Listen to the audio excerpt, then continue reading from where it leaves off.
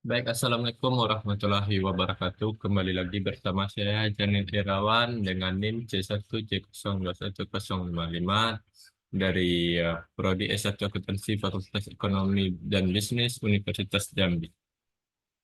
Baiklah, pada kesempatan kali ini saya akan menjelaskan materi mengenai sumber hukum Islam dengan mata kuliah Akuntansi Syariah dan dosen pengampu Dr. Wirni Eka Putra SE, MSI, CIQNR, CSRS.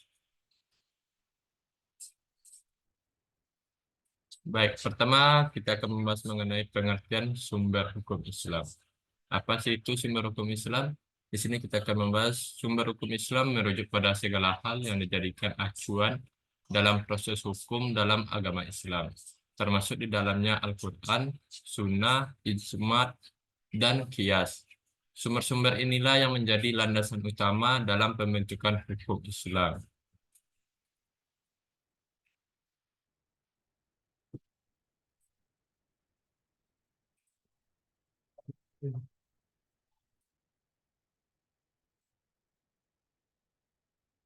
Yang pertama itu sumber sumber hukum Islam yang pertama itu Al-Quran. Di mana Al-Quran adalah sebuah kitab suci dalam agama Islam yang dianggap sebagai sumber primer hukum yang terdiri dari 114 surah dan berisi ajaran penuh kasih sayang. Memahami makna dan pesan Al-Quran sangat penting dalam membentuk hukum Islam yang adil dan bijaksana.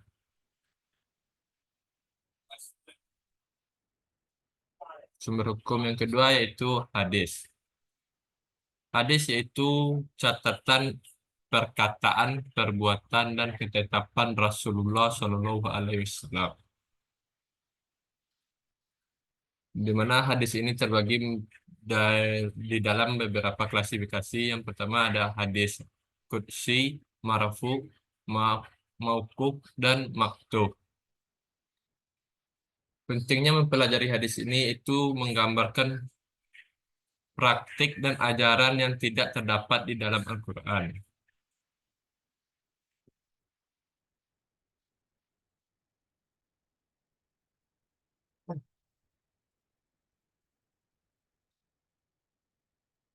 Sumber yang ketiga itu ada ijma, yaitu sebagai sumber hukum Islam, di mana ijma ini merupakan kesepakatan para ulama dalam satu periode waktu tertentu.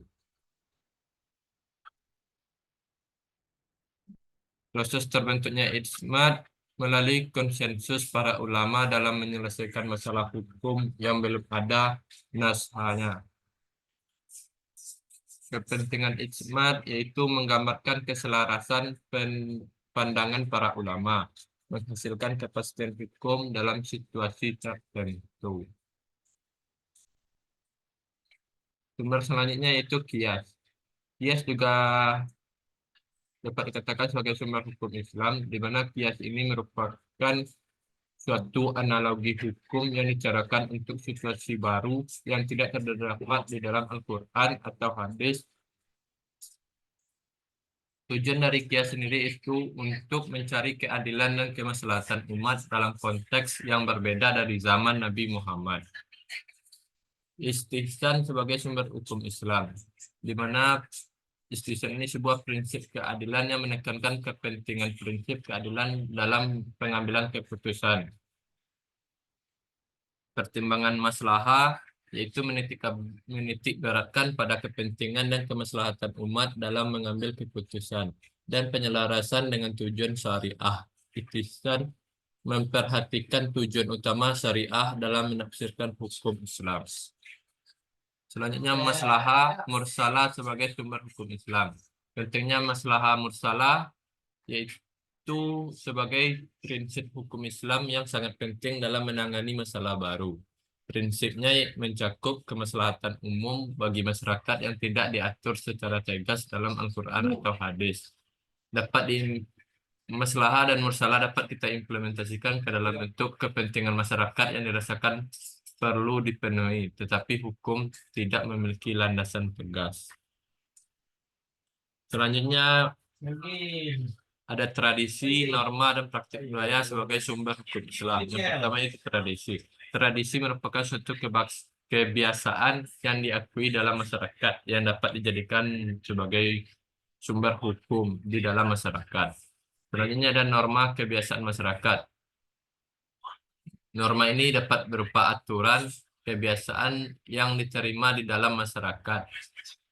Selanjutnya praktik budaya. Praktik budaya yang menjadi panduan dalam kehidupan sehari-hari. Ijtihad sebagai sumber hukum Islam, di mana definisi ijtihad sendiri merupakan proses deduktif interpretasi hukum Islam. Selain itu, komponen ijtihad yaitu memahami Al-Quran, hadis, dan kesepakatan ulama.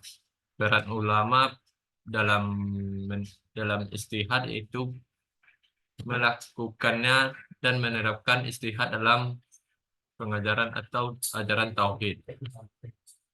Yang terakhir itu kesimpulan dan pentingnya memahami sumber hukum Islam. Kesimpulannya itu pemahaman terhadap sumber hukum Islam merupakan landasan utama dalam menjalankan ajaran agama.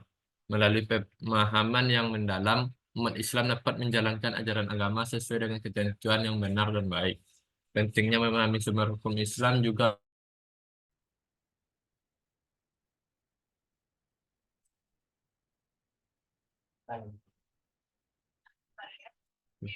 terus dia